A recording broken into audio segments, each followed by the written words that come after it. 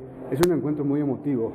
Chacorangá, acá en el Centro Cultural de España, Juan de Salazar.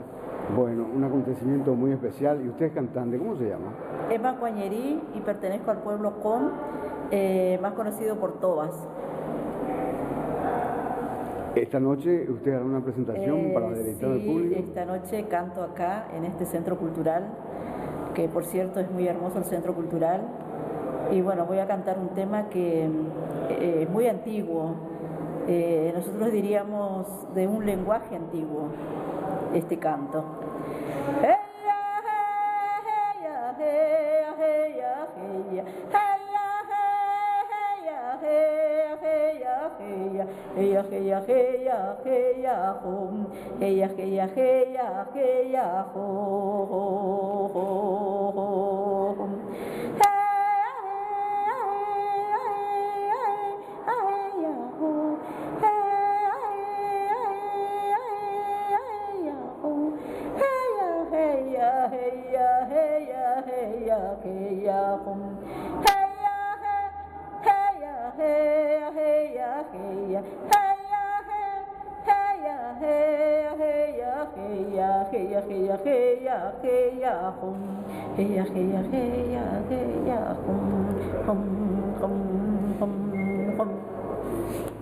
¿Y esta música tiene un título?